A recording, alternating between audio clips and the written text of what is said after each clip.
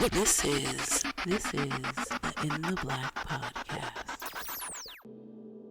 Yes, welcome. What's up? What is up? Back once again, it is the incredible In the Black podcast. And in case you weren't aware, this is a podcast dedicated to covering the current events and social issues going on in your black world and covering it all from the perspective of three grown-ass men who tend to like things a little bit adult from time to time. I am your host, Big O, Mr. In the Black himself, but you know that I can never do this alone. I have a fantastic guest tonight, but before we jump into that, you guys know what time it is. It is our Blacklight segment. This is our segment to take a deep dive into the people and conversations that deserve the deep dive. And our guest for this evening is an activist who shines light on glaring blind spots in the movement to empower women. She is the founder and executive director of Old Pros, host of the Oldest Profession podcast, and the writer-performer of the one-woman show, Whore's Eye View. She's written op-eds for the Daily Beast and Vice, just to name a few, and her views are internationally recognized by entities like the World Health Organization, Amnesty International, and UN AIDS. Please help me welcome the insightful, the intelligent, the incredible Miss Kaytlin. Ms. Bailey, how are you? I'm great. Thank you so much for having me. It's an honor and a delight to be here. Thank you. I appreciate you taking the time out. Now, I am familiar with you, but for our listeners, for our viewers, if you could, please tell us a little bit more about yourself. Yeah, absolutely. I loved your introduction, but I am the founder and executive director of Old Pros. We are a nonprofit media organization focused on creating the conditions to change the status of sex work in society. And we believe that art, media, and storytelling are powerful levers for shifting entrenched ideas. I host the Oldest Profession podcast, and I am currently touring my one-woman show, Whore's Eye View, which is a mad dash through 10,000 years of history from a sex worker's perspective. And the bottom line is that I think we've been really wrong about the oldest profession for a really long time. Okay. Now, let's jump into the meat and potatoes of it all. Okay. Sure. And through the course of this conversation, we did post in our social medias and in our group chats that we would be having you on. And I have some questions that we'll be going through from some of our listeners and viewers as well. So I'll be asking those. But I guess the very first question that I have is, why the hell a advocate for sex workers? You could easily have been an advocate for kittens, homeless kittens, Sure. and all these other things. But this advocacy for this, why in particular? Yeah, I felt called to this work, both the sex work itself and also the storytelling and advocacy that's come with it. I came of age during the Bush administration's abstinence-only education program, and I felt like I was being lied to about my body.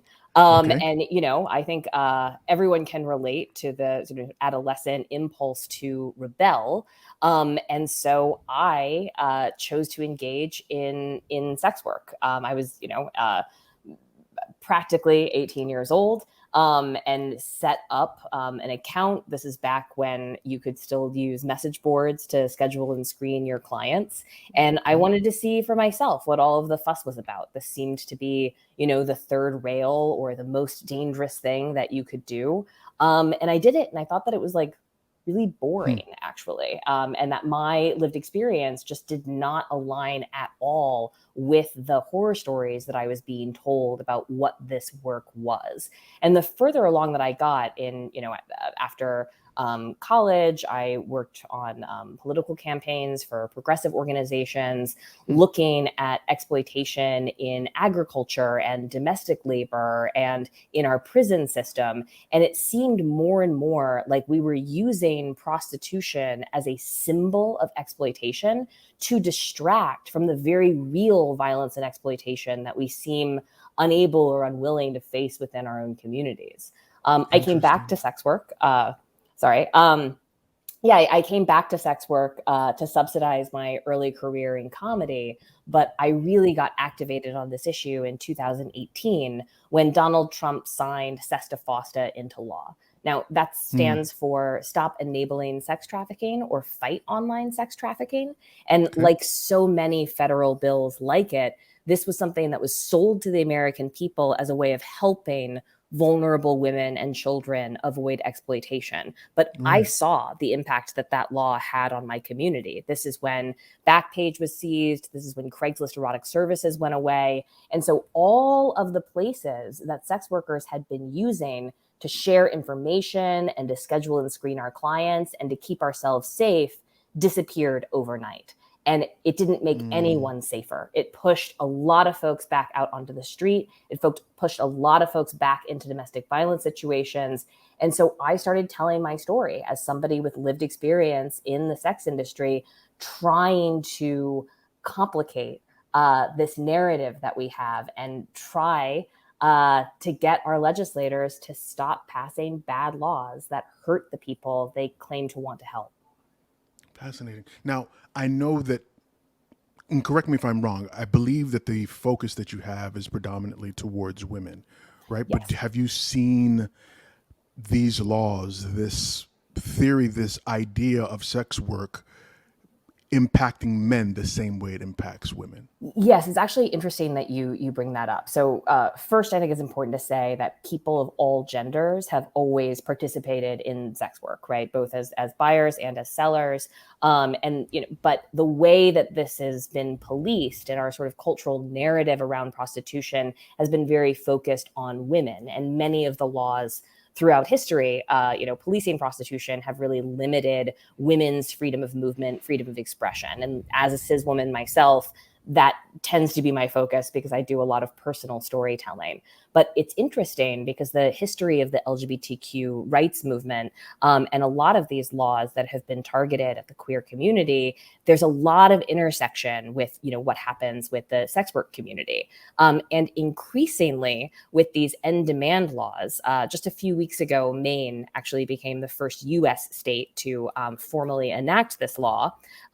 They're starting to target clients, and clients of sex workers, predominantly men, are starting to be arrested because of this conflation with adult consensual prostitution and trafficking. The premise of this law is that anyone purchasing sexual services is no different than a sexual predator. And of course, we as sex workers know that conflation is very dangerous and has a very violent and racist history in this country with the Mann Act or the White Slave Law, and these caricatures that lead to bad things. Understood. Yeah. Okay, let's take a quick question then. I have one of the questions is from one of our listeners named Trent. He says, what are seldom mentioned downsides of legal acceptance and the safety regulations everyone assumes it would bring? Sure. Well, I think it's important first to, sort of define our terms and get really clear about what we're talking about. There are four legal models for policing prostitution. There's criminalization, which, we're all familiar with. There's legalization, which is what you see in Nevada or Amsterdam, where the only way to work legally is within these sort of regulated or licensed brothels. Then there is end demand, which I just mentioned, which focuses criminal penalties on the buying side. And then there's decriminalization, which is the removal of criminal penalties for people buying, selling, or facilitating sexual services. And that is the policy that sex workers all over the world have been asking for decades. But what we've seen with legalization or regulation, for example, in Nevada, which was... we did an episode about this. The history of the Nevada brothels is kind of complicated, but suffice it to say, the only way to work legally in Nevada is to become a registered prostitute with the local sheriff's department. This is something that becomes subpoenable about you for the rest of your life. You can imagine how this plays out in child custody cases. Yeah. You have to work at one of the few legally licensed brothels, Like none the of Bunny which, Ranch, for example, right? for example, but you can't work legally in Vegas or Reno, which is where the highest demand is. And if you become a registered licensed sex worker and you work at one of these legally licensed brothels, you are not allowed to leave the premises without permission. You are not, you have to work 12 or 24-hour shifts. Rewind that. Sure. You said, so you're stuck on the premise. Correct. Because all of these regulations, and this is true of red light districts or licensed brothels, it's all about containment and control. Because they view sex workers as vectors of disease, it's all about containing folks within the confines of the brothel. And so that's the real downside, I think, to these like maybe well-intentioned efforts to regulate. But it doesn't result in more worker protections. It doesn't increase the negotiating power of sex workers. It just sort of forces us into this like narrow codified system and turns the state effectively into our pimp, for lack of a better word. Okay. I know that there are some people that may be listening to this conversation and they're like, okay, well, what's the big deal now? We have OnlyFans. We have Pornhub. Like, how does the dynamics have changed since the 70s and 80s when, or even the early to mid 90s when a lot of these laws started bubbling up? So what would you say to someone who's like, okay, the game has changed at this point? I think that visibility does not necessarily increase your rights, right? 70,000 people are arrested in the US for this every year, and hundreds of thousands more are kicked out of their apartment or lose their job because they're recognized on OnlyFans. Whether you're engaged in criminalized or illegal sex work, you are still facing thousands of years of stigma that really do limit people's options and result in people losing their homes, losing their jobs, or even losing their children. So this is a very real issue that has devastated people's lives. And so, I think it's really important to increase visibility. Something that I know to be true is that sex workers are already a part of every community. Whether your listeners know it or not, they probably already know and probably like a sex worker because we're the coolest. But in order for us to be able to, access the building blocks to move our lives forward, it's important for us to change not just our legal status, but also our social status. Do you think that there's a separation between being an advocate for sex work and being a promoter of sex work? Because I think some people might hear this conversation and say, you're leading people down this road. You're like pushing sex work on folks as a quote unquote viable option of employment when saying that, hey, it's okay to be a sex worker because you were, I guess the stereotype, the stigma is that you were forced into it somehow. But that there's a difference. Do you believe that there's a difference? I do think that there's a difference, but I also, have no qualms about saying that I think that, sex work has funded more entrepreneurs, artists, and students than all of the grants in all of the world combined. I have dedicated. You're going to need to jump into that. Go a little bit deeper into that. I mean, listen, sex workers, we. Courtesans, philanthropists, entrepreneurs have engaged in this work for a long time. I mean, sex workers were some of the first feminists.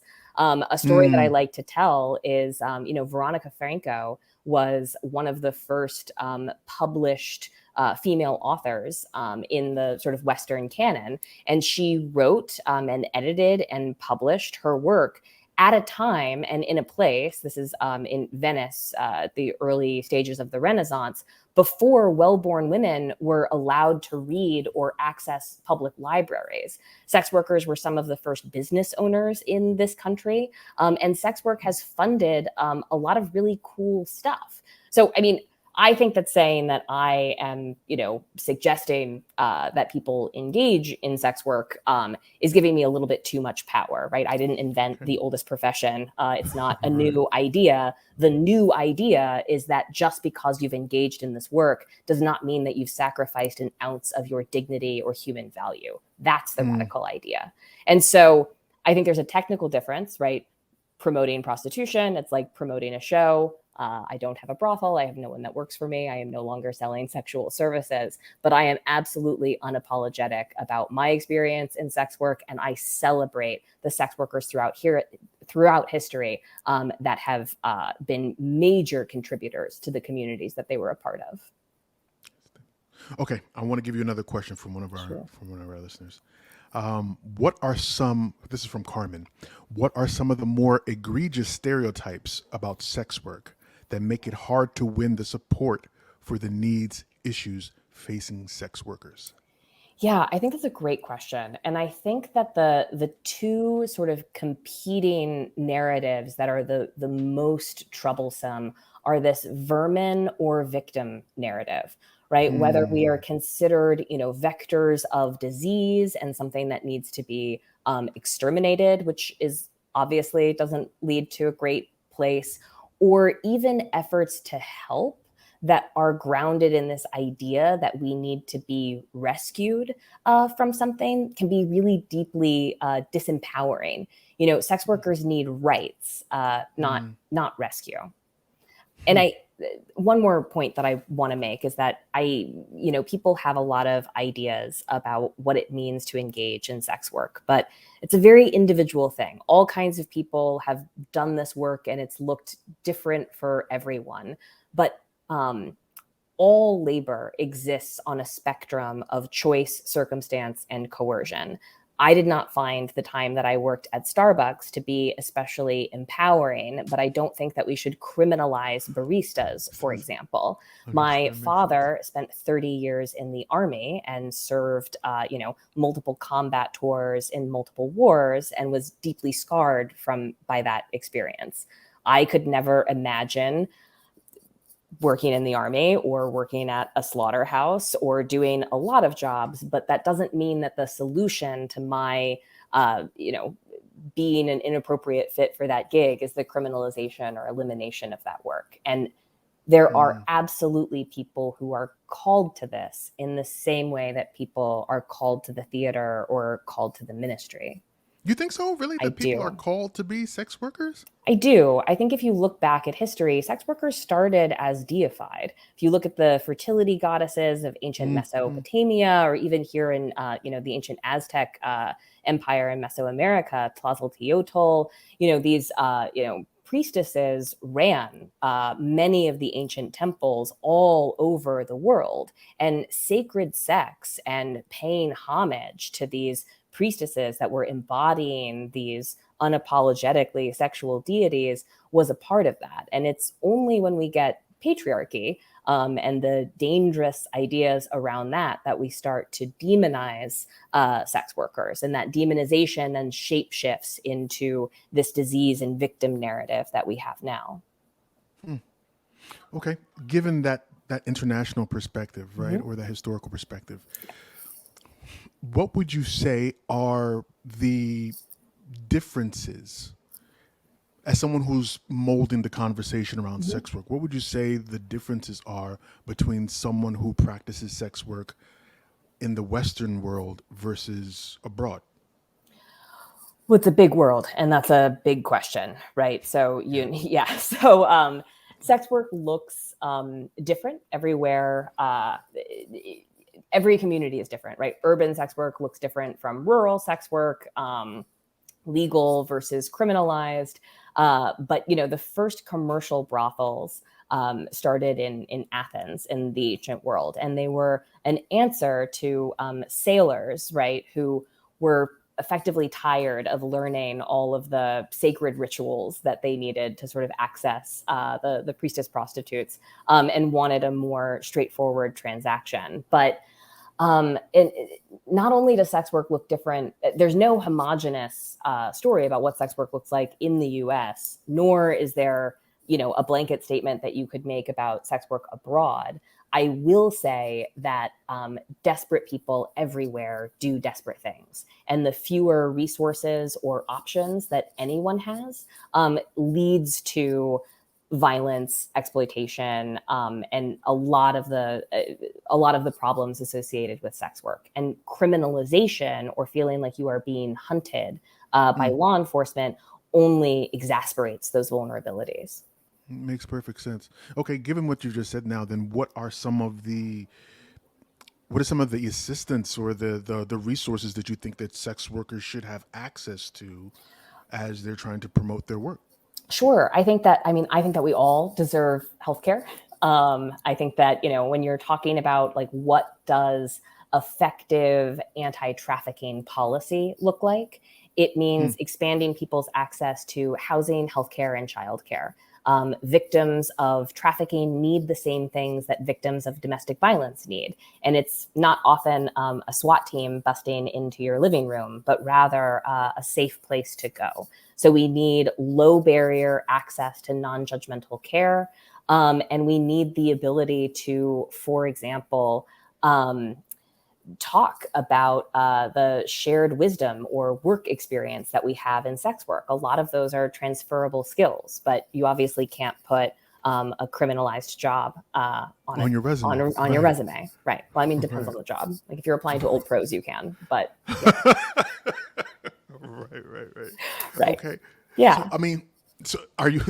It sounds as though you're assembling a workshop group study for prostitutes. Does that sound about right? That you guys are able to share information back and forth and, flesh things out? I mean, I don't want to.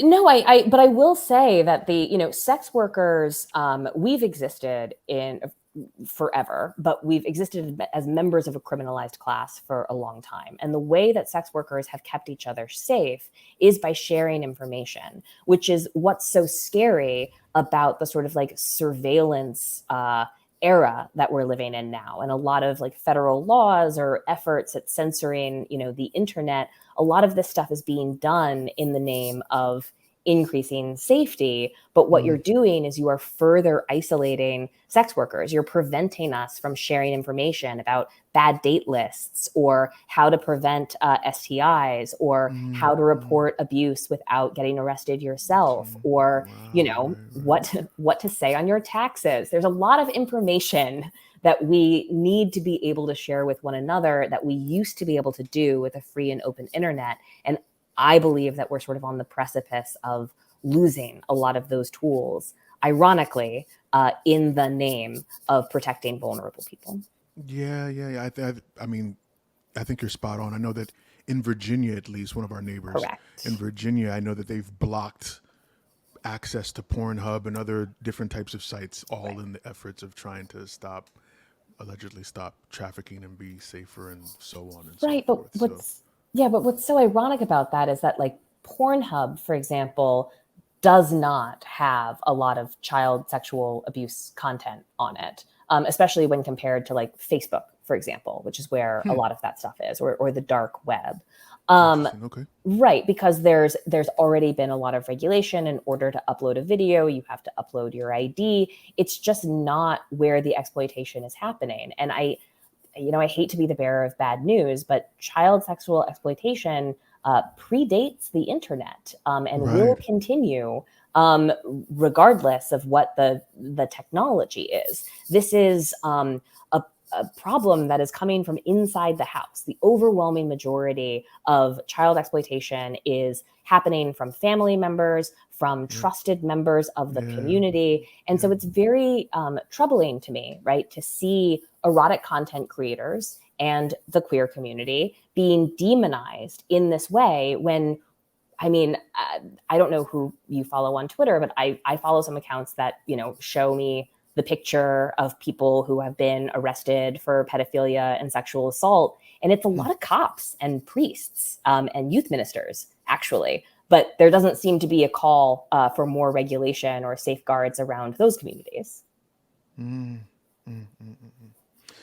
Okay, I think I would be remiss if I didn't ask you this question. You are an admitted sex worker, or previously a sex worker. Yes. Does your family know? Yes, they do. I am an aggressively public person. Okay. It'd be weird, right? Yeah. So, Kaytlin Bailey is my real name. I'm working on my second one-woman show on the topic. I've written a lot of articles for national publications. It would be hard to keep that secret from my family, from the world. And that was a choice that I made, and it was hard. You've got to give me what that conversation was like. Sure. Come out to your family and be like, you know what? Yeah, I do a little nasty stuff on camera or whatever the case is, right? So, I think, people people come out in their own time and in different ways. And I would be remiss if I didn't acknowledge the privileged position that I came out, right? I was not afraid for my safety. I was not afraid of being, exiled from my family. I am an only child, which comes with a lot of power, right? My parents need to like be on board with my choices or like be alone for Christmas. But I first chose to come out to my peer community, the comedy community. That's the first place that I started talking about my experiences, was at shows and open mics. And then later when I started writing about this, I took a trip home, and my mom brought me to a therapy appointment because something was wrong. And she said, "I can't believe you sold your body." And I said, "I didn't. I still have it." And the therapist laughed. And that's how you win therapy. Okay. Now, the conversation with my father was a little bit more complicated. My father joined the Army at 17. Before he went to Vietnam, he went to the Dominican Republic as a paratrooper. And when I was in kindergarten, he went to Desert Shield, Desert Storm. He's seen a lot of combat and doesn't really have any illusions about what his job was. And so he doesn't have a lot of moral absolutes, but he was raised in a Catholic family in the 1950s in Kansas and had a lot of strong ideas about what it meant to be a good dad. And that was my big fear, because my dad was awesome. He passed away a year ago. Thank you. Actually, he died from multiple myeloma, which is a cancer caused from exposure to Agent Orange in Vietnam. So we can talk about what it means to sell your body, but I would like to start that conversation with soldiers, because I've seen what the military took from my father. Yeah, and that's a big theme throughout a lot of my artistic work, is sort of comparing the different choices and options that my father and I made and had, and how we navigate that. But my father was very clear that he loved me unconditionally. And although his first reaction was not enthusiastic, he did come to see me as a freedom fighter. Yeah. All right, I'm going to give you one more question from one of our listeners. This comes from Addie. Addie says, "What do you want people to know about the value sex workers bring to society?" Oh, that's such a big question. I really appreciate that. I am biased, but I believe that sex workers, especially the sacred whores of the ancient temples, created the foundations of civilization. I think that we domesticated plants and animals, we invented sacred script, and we gave people a reason to come together. And brothels, churches, and theaters all share this common ancestor with the ancient fertility temples. And so I think it's really difficult to overstate sex workers' contribution.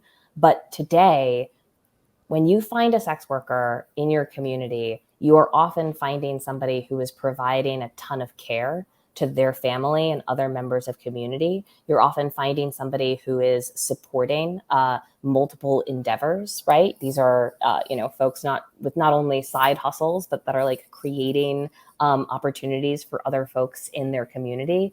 And also the job itself, this kind of deep listening and intimacy and connection that not all of us are privileged enough to have that in our lives. I know, speaking for myself, but I know that I am not alone. There are some really treasured moments with clients where you feel like you are making a connection and you feel like you're breaking through. I don't want to overstate it. Not every sex worker is a healer. Not every, we're not all therapists. But there's a lot of good work that happens because of the space and container that sex workers are able to create, not just for their clients, but also for their communities. There has to be a level of freedom there that you get to. I mean, like you said, they're not all therapists, but Right. someone that you don't have an immediate tie to, Yeah. that you feel like you can be open and vulnerable with because of the work that you're doing. So Yeah. I can understand that. It's like All meeting right, an this, especially warm person on an airplane. You know, you feel like you can tell them things that you can't tell your you know friend. what? You're right about that. Yeah. I can clearly understand how that would be the case. Yeah. All right, my question, and this is the last question for Sure. tonight. I gotta ask this question. How can folks? I want to phrase this in a way that makes. How can folks be allies in their advocacy and efforts for sex workers? I really appreciate that question, and I think it's more delicate than than folks would initially think. But I think it's important to proactively educate yourself on this issue. We have a newsletter that goes out every Friday. That's a roundup of sex worker rights related news. But I think one of the best things that you can do to signal to the sex workers that are already in your community is pushing back against these false narratives, right? When somebody conflates sex trafficking with sex work, when somebody denigrates sex workers, being able to have the information to push back in your own social circles, that's really important labor that sort of frees. It lets the sex workers around you relax a little bit, knowing that they have an ally and that they don't have to be the ones that stick their neck out and risk their reputation and all of the material costs of coming out because there is somebody there to push back. Is there anyone? I know I said that was the last question, but I gotta ask. That's fine. Is there anyone? Is there anyone you would steer away from sex work? Like if you met someone and they attributed certain characteristics, you'd be like, no, this is not for you. This work is absolutely not for everyone in the way that like being a stand-up comedian is not for everyone. Right. I think that sex work, I think that anybody who approaches it with the false idea that this is easy money should maybe reconsider what they think they know about this work. Yeah. Even with the advent of OnlyFans, because it seems like you can just throw your phone up and You're do whatever a content and creator. Is making a podcast easy? Listen, I know it's not, but okay. Let's take a step back. Yeah. As a content creator, I know that creating content, being fresh, doing all those other things, it is not as simple as people might want it to seem, right? Right. But you see, I don't know if it's the society that we live in, but there's folks that they make it seem like this OnlyFans thing is the business. I can't tell you how many articles you may see or Instagram posts you may see where folks will be like, hey, well, I decided to be a OnlyFans person during the pandemic and now I'm making 30 grand a month. They just make it seem like it's just so like right there. So that's why I'm asking, even with OnlyFans, it just seems like it's more, or the perception is that it's more simple. Sure. I assume that you disagree. Absolutely. The sex industry is a lot like the entertainment industry or like the service industry. Yes, you have your executive chefs and your sommeliers. You also have your busboys, waiter. So the top of the pyramid does not reflect the industry as a whole. So yes, there are winners in this economy, but trying to become one of the top 1% earners on OnlyFans is as difficult as trying to get discovered in Hollywood. It doesn't mean it doesn't happen, but the people that you are reading profiles about, first of all, they're not always transparent about all of the labor that goes into that success. And also, even with a lot of labor and dedication, you're still looking at the top of the pyramid. Interesting. Miss Kaytlin Bailey, thank you so much for taking time out to be on the show. Thank you so much for having me. We're going to make sure that this is we're going to make sure that this conversation happens again in the near future. Yes. I know that for certain. Yes, indeed. So where can folks find you if they'd love to find you? Sure. So as I mentioned, I am the founder and executive director of Old Pros. We have a newsletter that goes out every Friday. It's a roundup of sex worker rights related news. It's also a list of where I'm performing and what podcasts I have coming out. And you can sign up for that at oldprosonline.org. You can also follow us across social media at Old Pros Online. And if you want to reach out to me personally, you can find me at Kaytlin Bailey. That's Kaytlin. My parents just sounded it out when I was born. I don't know. It's not the way you're supposed to spell Kaytlin. That's fine. Thank you so much once again for being on the show. Thanks really for having appreciate me. it. No problem. And I'm Big O, Mr. In the Black himself. You can find me on Twitter and on Instagram at MR_InTheBlack. And I want to thank you guys for joining us for another incredible episode of the In the Black podcast. You could have been anywhere else in the world, but you chose to kick it with us, and we appreciate it. Make sure you follow us across social media at In the Black PDCST on Facebook, Twitter, and on Instagram. You can check out past episodes of our show at our website, www.intheblackpodcast.com. And if you really want to be part of the family, you can come on over to our Patreon. You will not regret it. But as always, until next time, informed, intelligent, in the black.